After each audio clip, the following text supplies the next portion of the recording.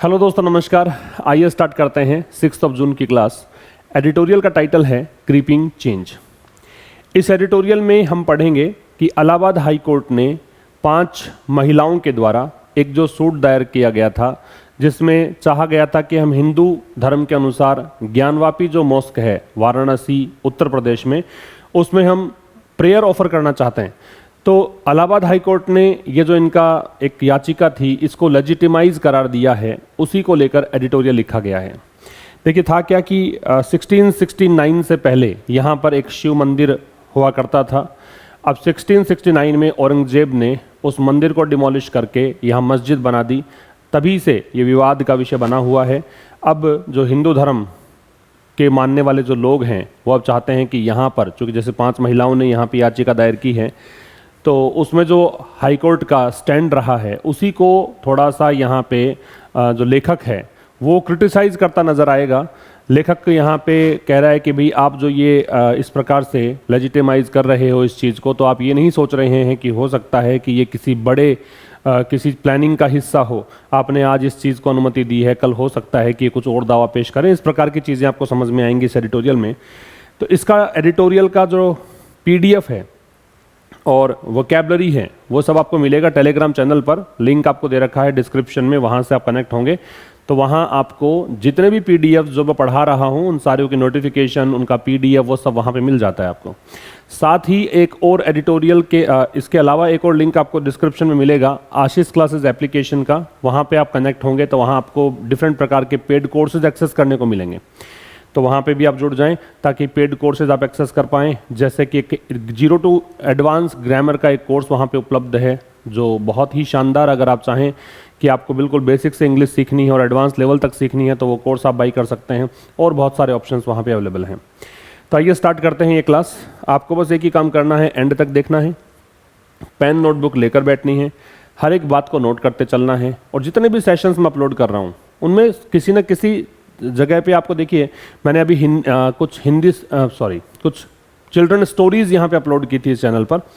2 stories मैं upload कर चुका हूँ। वो उन बच्चों के लिए था जो बेसिक से जानना चाहते हैं इंग्लिश, क्योंकि न्यूज़पेपर जब हम पढ़ते हैं तो उनको कुछ समझ में आता नहीं है कि क्या स्ट्रक्चर होना चाहिए, किस तरीके से सर ट्रांसलेट कर रहे हैं। तो उन चीज़ों के लिए मैंने वो अपलोड किया था। खैर, ये द हिंदू एडिटोरियल तो चलता ही रहेगा अपना, लेकिन बीच बीच में वो सेशंस भी आपके पास आएंगे ताकि जो बिल्कुल कमज़ोर बच्चे हैं उनको भी समझ में आए और हम अच्छे से सारे सब मिलकर अच्छे से अखबार पढ़ना सीखें। तो सबसे पहले तो आज की वोकैबुलरी देखिए। क्रीपिंग शब्द दे रखा है। क्रीपिंग का मतलब है, क्रीपिंग एक एडजेक्टिव है, इसका मतलब है जो धीरे धीरे हैपन होता हो, हैपनिंग वेरी स्लोली, जो बहुत धीरे धीरे हैपन होता हो, उसको हम बोलते हैं क्या? क्रीपिंग। सूट एक शब्द है जो नाउन है, इसका मतलब होता है अभियोग। इसे लीगल एक्शन कहा जा सकता है, इसे केस कहा जा सकता है। अभियोग को, मुकदमे को बोलते हैं क्या? सूट।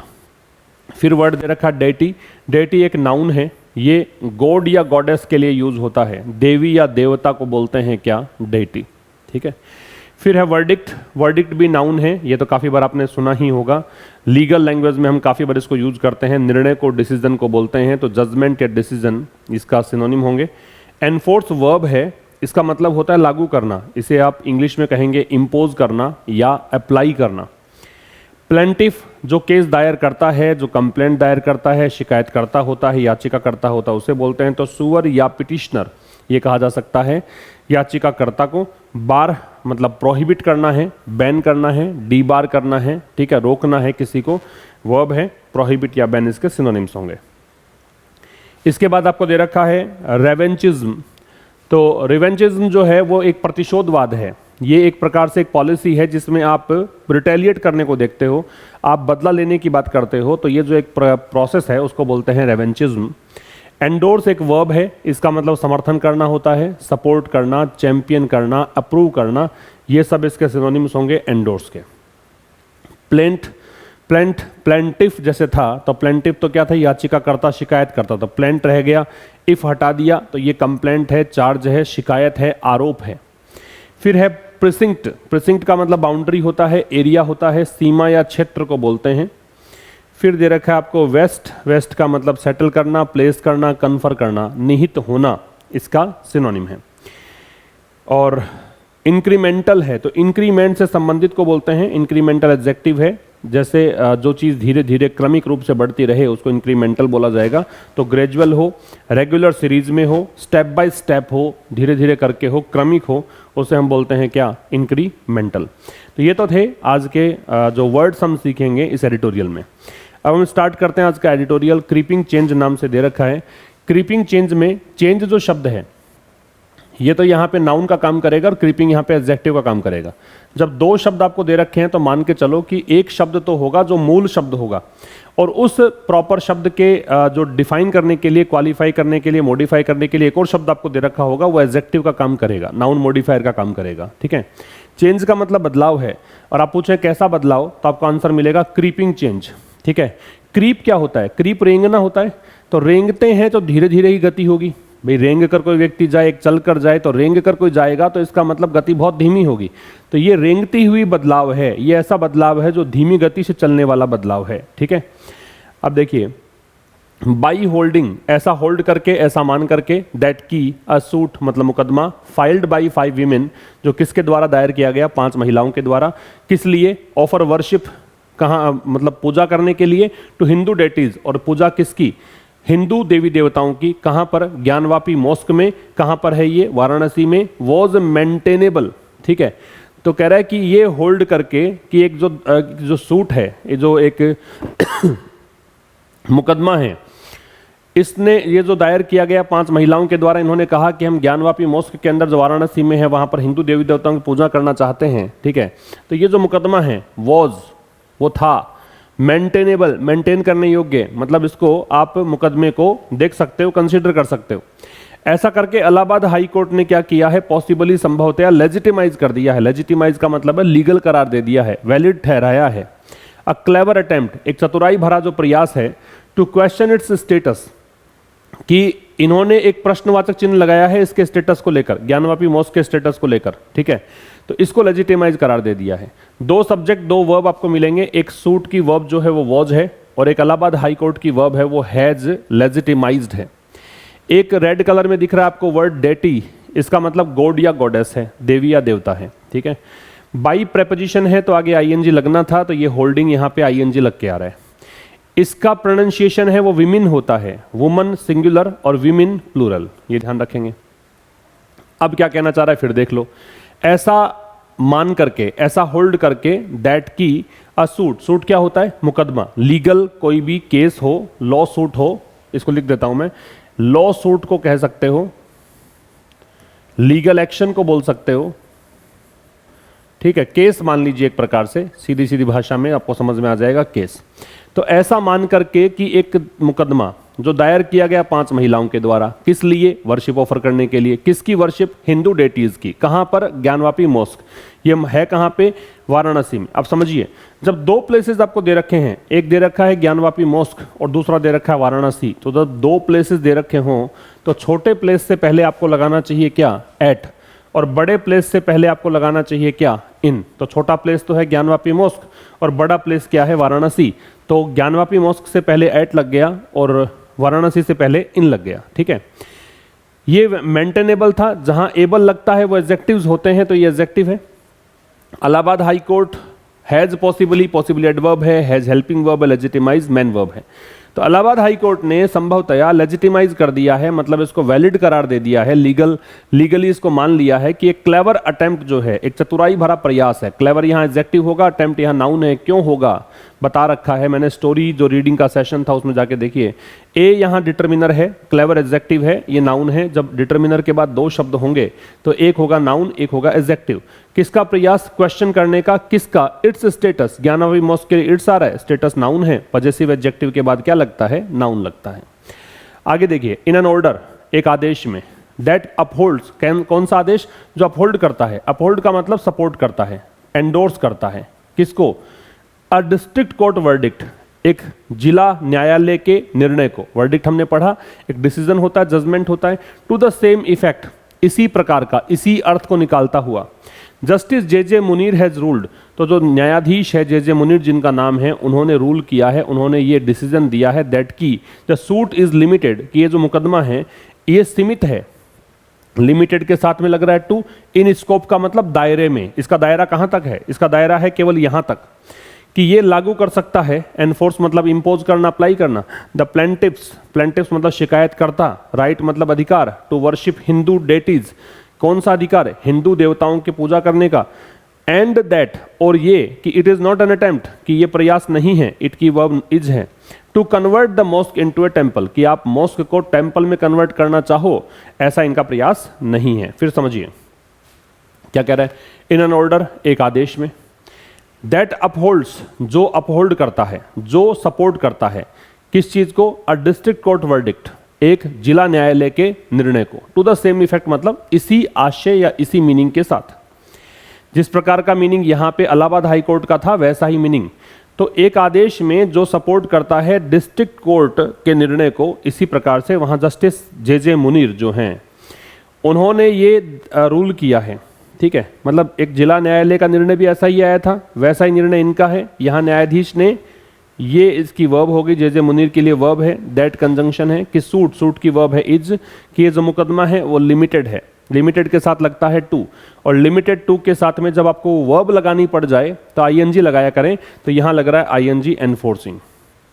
तो क्या है कि यह मुकदमा जो है उसका दायरा कहां तक सीमित है, यह मुकदमा केवल यहां तक सीमित है कि केवल याचिकाकर्ता को अधिकार चाहिए हिंदू देवी देवताओं का पूजा करने का अधिकार, और यह कहा है कि यह कोई ऐसा प्रयास नहीं है कि यह मस्जिद को मंदिर में बदलने का प्रयास हो, ऐसा नहीं है, ठीक है।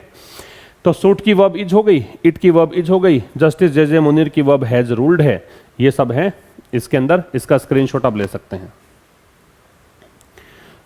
फिर देखिए आगे, एज ए रिजल्ट परिणाम स्वरूप, एज ए रिजल्ट मतलब क्या होता है, परिणाम स्वरूप, ही हैज हेल्ड, ये जे मुनीर के लिए आ गया, नाउन नाउन था वो, ये प्रोनाउन हो गया, हेल्ड होल्ड की थर्ड फॉर्म है, उन्होंने ये पाया है, दैट की the suit is not barred, कि जो मुकदमा है ये प्रतिबंधित नहीं है, बार्ड क्या, प्रोहिबिटेड नहीं है, बैंड नहीं है, किसके द्वारा, इस एक्ट के द्वारा। मतलब एक एक्ट है the places of worship special provisions act, ये एक अधिनियम है 1991 का, उसके तहत ये जो मुकदमा है ये प्रतिबंधित नहीं है।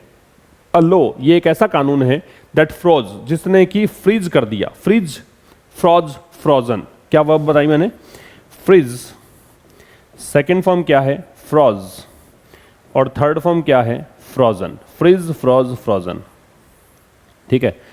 फ्रीज का मतलब क्या होता है, फ्रीज का मतलब जमा देना है, मतलब स्थिर रख देना, जैसा है उसका स्टेटस चेंज नहीं करना, बदलाव नहीं करना। तो ये एक ऐसा कानून है जिसने जो प्लेसेस ऑफ वर्शिप का जो स्टेटस है उसको वैसा ही रखा जैसा कि ये थे, जैसे कि ये प्लेसेस थे अगस्त 15, 1947 पर, ठीक है। 15 अगस्त 1947 को जो स्टेटस था ना, उसी का वैसा ही स्टेटस आज भी है। तो एज ए रिजल्ट परिणाम स्वरूप जे मुनीर ने ये बताया है या फिर ये होल्ड किया है, ये माना है कि जो सूट है, ये जो मुकदमा है, कौन सा मुकदमा, जो 5 महिलाओं ने दायर किया है, तो निश्चित हो गया, दय लग गया, ये इसकी वर्ब है, ये प्रतिबंधित नहीं है, किसके द्वारा, इस एक्ट के द्वारा। एक्ट क्या हो गया, अधिनियम, और एक्ट्स के नाम से पहले हमें क्या लगाना होता है, दय लगाना होता है, ध्यान रखिए। तो ये दय लग गया, ये एक ऐसा कानून है।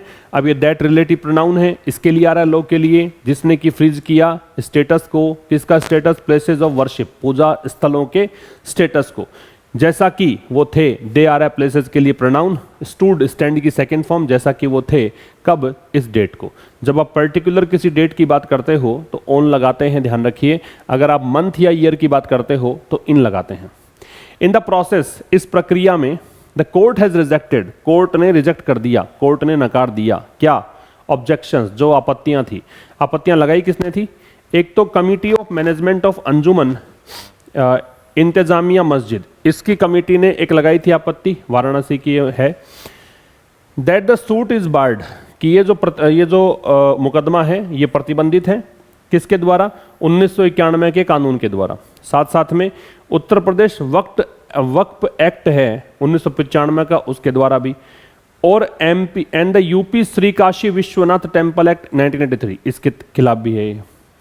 फिर समझिए, इस प्रक्रिया में, इस प्रोसेस में, बहुत सिंपल सी बात है, इस प्रोसेस में कोर्ट ने उन ऑब्जेक्शंस को खारिज कर दिया जो ऑब्जेक्शंस किसने दायर किए थे, इस कमेटी ने, ठीक है। क्या कहा इस कमेटी ने, इस कमेटी ने कहा कि जो मुकदमा है 5 महिलाओं ने दायर किया है ये प्रतिबंधित है, किसके द्वारा, ये कानून के नाम बताए हैं कुछ, एक तो 1991 का लॉ है उसके अनुसार, दूसरा उत्तर प्रदेश वक्फ एक्ट 1995 है। देखो एक्ट जो भी आएगा दे लगेगा, दे लग रहा है, और साथ साथ में ये एक और एक्ट है फिर दे लग रहा है। तो इन्होंने कहा कि इन एक्ट में देखिए उसके अनुसार तो ये मुकदमा ही प्रतिबंधित है, होना ही नहीं चाहिए था, दायर ही नहीं होना चाहिए, लेकिन कोर्ट ने इन सबको रिजेक्ट कर दिया, इन ऑब्जेक्शन को रिजेक्ट कर दिया। ठीक है। गिवन द फैक्ट, गिवन मतलब देखते हुए, मानते हुए, गिवन का मतलब होता है कंसिडरिंग, ये प्रेपोजिशन है। गिवन का मतलब क्या है? कंसीडरिंग। ये एक क्या है? प्रेपोजिशन है। इसका मतलब ऐसा देखते हुए। तो गिवन द फैक्ट, इस फैक्ट को देखते हुए that Hindu revanchism, Hindu revanchism का मतलब हिंदू प्रतिशोधवाद, हैज बीन क्वाइट एक्टिव, वो बहुत ही सक्रिय है, इन क्लेमिंग, ये दावा करने में, that several places of worship, कि अनेकों स्थान जो है वर्शिप ऑफ मुस्लिम्स, मुस्लिमों के पूजा का, हैड बीन कंस्ट्रक्टेड, उनको बनाया गया था, on the ruins of Hindu temples. Ruins का मतलब खंडर होता है, किसके खंडर पर? किसको डिमोलिश करने के बाद में? हिंदू टेम्पल्स को डिमोलिश करने के बाद, आफ्टर देयर डिमोलिशमेंट, उनके ढहाने के बाद, डिमोलिशमेंट, डिमोलिश करने की प्रक्रिया के बाद। तो गिवन द फैक्ट, इस फैक्ट को देखते हुए, गिवन प्रेपोजिशन हो गया, दैट डिटर्मिनर है, ये नाउन है, दैट की हिंदू रेवेंचिज्म, हिंदू प्रतिशोधवाद, ये इसकी वर्ब हो गई, हैज बीन, ये रहा है क्या? क्वाइट एक्टिव, बहुत सक्रिय, किस चीज में? दावा करने में। इन प्रेपोजिशन तो आईएनजी लग गया। क्या दावा? कि अनेकों स्थान, सेवरल के बाद में नाउन कैसा आता है? प्लूरल। लिख लीजिएगा इस बात को, सेवरल के बाद जो नाउन आती है वो कैसी आती है? प्लूरल। सेवरल डिटर्मिनर है। ठीक है। तो अनेकों जो स्थान है, मुस्लिमों के प्रार्थना जो स्थल है, उनको बनाया गया था, उनको कंस्ट्रक्ट किया गया, ये पैसिव वॉइस है, बीन के साथ थर्ड फॉर्म। किसके खंडर पर? हिंदू टेम्पल्स के। किसके बाद? उनके डिमोलिशमेंट के बाद। It is a matter of concern, ये एक मैटर ऑफ कंसर्न है, ये एक चिंता का विषय है, that the judiciary has endorse. देखो जुडिशियरी हो, लेजिस्लेटिव हो, एग्जीक्यूटिव हो, जो तीन अंग होते हैं सरकार के, इन तीनों से पहले हम दे लगाते हैं, तो जुडिशियरी से पहले दे लगेगा न्यायपालिका। ठीक है। तो कह रहा है it is a matter of concern, ये चिंता का विषय है। ये लेखक के अनुसार, लेखक कह रहा है कि चिंता का विषय है कि जुडिशियरी हैज एंडोर्स्ड, कि जुडिशियरी ने एंडोर्स किया है, सपोर्ट किया है, समर्थन किया है, किसका? The use of legal means, कि आप कानूनी तरीकों का इस्तेमाल कर सकते हैं, टू ले द फाउंडेशन, किस लिए? एक नींव रखने के लिए। ले क्या है? देखिए एक होता है लाई, ले, लेन, ये तो होती है इंट्रांजिटिव वर्ब, और एक होती है ले, लेड, लेड, ये होती है ट्रांजिटिव वर्ब। लाई, ले, लेन जो है वो इंट्रांजिटिव है, ले, लेड, लेड है, ये ट्रांजिटिव है। इसके बाद ऑब्जेक्ट लगता है, इसका मतलब रखना होता है। ठीक है। तो कह रहा है कि जुडिशरी ने एंडोर्स किया है लीगल मीन्स के यूज को, किस लिए? एक नींव रखने के लिए। नींव किस चीज की? To building a possible future claim, कि आप भविष्य में कोई एक ऐसा दावा कर पाओगे ज्ञानवापी मोक्ष को लेकर, इसके लिए। ठीक है। तो लेखक कह रहा है कि ये चिंता का विषय है, it is a matter of concern, कि ये एक मैटर ऑफ कंसर्न है, चिंता का विषय है, that the judiciary has endorsed, कि न्यायपालिका ने समर्थन किया है, किस चीज को? लीगल मीन्स के यूज को, किस लिए? एक फाउंडेशन रखने के लिए। फाउंडेशन किसका? कि आप एक भविष्य का क्लेम तैयार कर रहे हो यहाँ पे ज्ञानवापी मोक्ष के लिए, इसका। ठीक है। तो ये यहाँ पे लेखक जो है जुडिशरी को एक प्रकार से क्रिटिसाइज करता नजर आएगा। तो आप इसका जो कह सकते हो, इसका जो टोन होगा वो क्रिटिकल टोन में चला जाएगा। ठीक है। आगे क्या कह रहा है? The court is right, court तैयार है, कोर्ट सही है, इन नोटिंग, इस बात को नोट करने में, इस बात को ऑब्जर्व करने में, that while deciding A motion, कि वाइल के बाद में देखो नाउन जो भी क्रिया आती है वो सीधा आईएनजी फॉर्म में आती है। तो कोर्ट सही है, कोर्ट की वर्बिज है नोट करने में, कि वाइल डिसाइडिंग ए मोशन, मोशन मतलब प्रस्ताव, कि अगर आप किसी प्रस्ताव के डिसाइड करने की बात करते हो, किस लिए? रिजेक्ट करने के लिए। किसको? एक सिविल सूट को, एक दीवानी मुकदमे को, एट द थ्रेशोल्ड, जो कि कोर्ट की दहलीज पर आया है। देखो थ्रेशोल्ड एक लेवल भी होता है, थ्रेशोल्ड एक लिमिट भी होती है, लेकिन थ्रेशोल्ड एक डोर स्टेप भी होता है। थ्रेशोल्ड एक मतलब कह सकते हो कि क्या कह सकते हो, दहलीज भी होता है। ठीक है। तो कोर्ट सही है इस बात को नोट करने में कि अगर आप डिसाइड करते हो एक मोशन, मतलब अगर आप चाहते हो कि एक प्रस्ताव लाया जाए, किस लिए? एक सिविल सूट को रिजेक्ट करने के लिए, जो इसके दहलीज पर आया है, तो it has to limit itself, तो फिर तो इसको लिमिट करना पड़ेगा अपने आप को, है ना? कहां तक? एजर्शंस, एजर्शंस मतलब क्लेम्स, उन दावों तक। कौन से दावे? जो कि किए गए हैं इन द प्लेंट, प्लेंट मतलब शिकायत में, कंप्लेन में। कोर्ट सही है नोट करने में, या फिर मतलब कोर्ट अगर ये कह रहा है कि अगर हम जो हमारे पास कोई भी अगर मुकदमा आया, अगर हमारे पास कोई भी सिविल सूट आया, उसको हम रिजेक्ट करते हैं, दरकिनार करते हैं, ठीक है, तो फिर हम लोग तो सीमित हो गए ना कहाँ तक कि केवल हम लोग एजर्शंस जो दावे हैं जो भी शिकायत में किए गए हैं वहीं तक सीमित हो गए। तो हम तो ऐसा नहीं कर सकते। लेखक कह रहा है ये बात तो ठीक है कि आप यहाँ तक तो ठीक ही कह रहे हो, प्लेंट शिकायत को बोलेंगे, एजर्शंस क्लेम को बोलेंगे, और लिमिट के साथ 2 लगेगा, बताया था। लिमिट के साथ 2 लगता है तो एक बात और ध्यान रखें, कन्फाइन में भी 2 लगता है, तो लिमिटेड 2 होता है, कन्फाइंड 2 होता है, ठीक है ना, लिमिटेड 2 होता है, कन्फाइंड 2 होता है।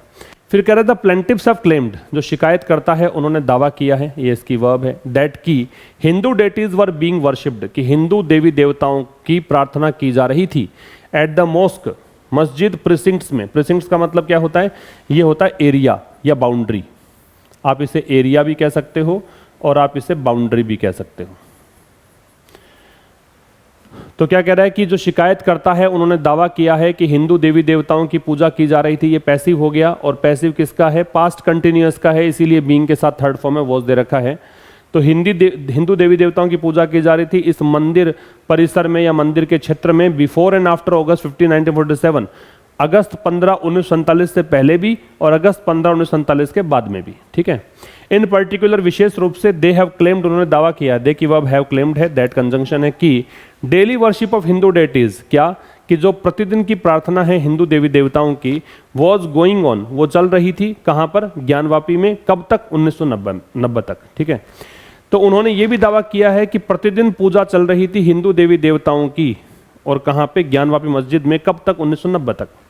आफ्टर विच, जिसके बाद में, इट वॉज सस्पेंडेड, इसको रोक दिया गया। इट किसके लिए आ रहा है, पूजा पाठ के लिए। वॉज सस्पेंडेड पैसिव वॉइस है, पास्ट इंडेफिनिट का, इसको रोक दिया गया। At the peak of the movement, कब, जब एक मूवमेंट चल रहा था, एक आंदोलन चल रहा था, और आंदोलन बिल्कुल चरम पर पहुंच गया था, अगेंस्ट द बाबरी मस्जिद इन अयोध्या, अयोध्या में बाबरी मस्जिद के खिलाफ जब आंदोलन चल रहा था, उस समय इसको रोक दिया गया था, ये इसका कहना है, ठीक है। फिर कह रहा है कि आफ्टर 1993, अब 1993 के बाद क्या हुआ, 1993 के बाद इट वॉज लिमिटेड टू, इसको लिमिट कर दिया गया, a single day every year. अब ये इट फिर से वर्शिप के लिए है, इसकी वर्ब वॉज लिमिटेड है, तो 1993 के बाद में इसको रोक दिया गया, कहां तक, एक सिंगल डे एवरी ईयर, मतलब प्रति वर्ष अगर कहें तो एक बार ही पूजा होगी, एक सिंगल डे ही पूजा होगी, यहां तक कह दिया।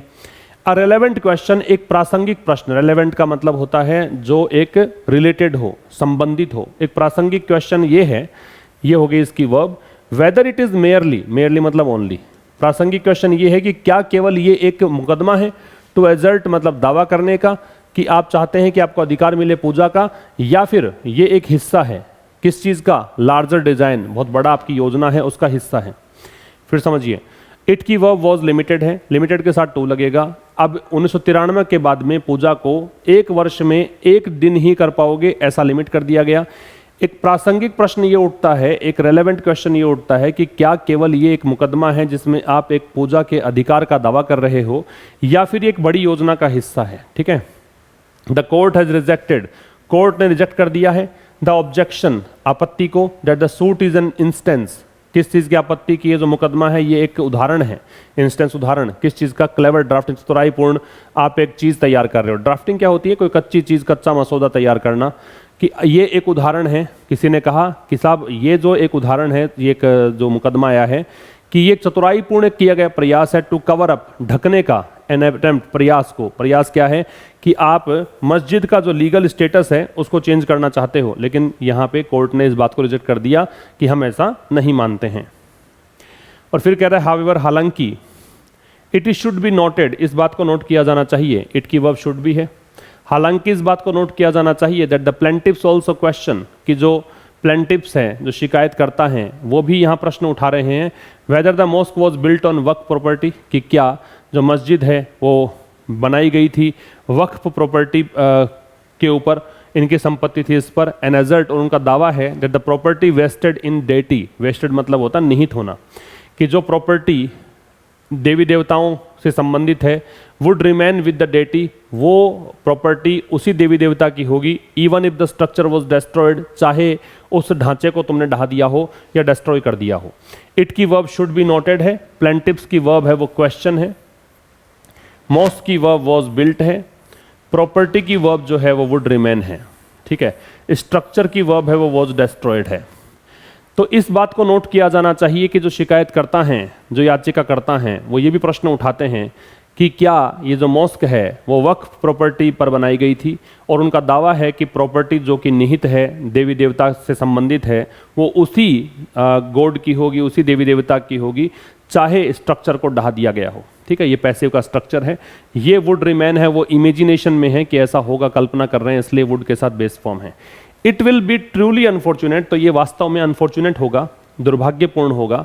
इट की वर्ब विल बी है, ट्रूली एडवर्ब है, अनफॉर्चुनेट एडजेक्टिव है, तो ये दुर्भाग्यपूर्ण होगा। If the customary right, customary मतलब ट्रेडिशनल, पारंपरिक, राइट मतलब अधिकार, किस चीज का, पूजा पाठ का, इज अलाउड, उसको अलाउ किया जाए, टू लीड टू इंक्रीमेंटल और क्रीपिंग चेंजेस, और लीड टू मतलब परिणित हो किस चीज में, इंक्रीमेंटल मतलब क्रमिक या धीरे धीरे, क्रीपिंग धीमे बदलाव, टू द मोस्ट स्टेटस, किस में, किसके बदलाव, मोस्ट के स्टेटस में।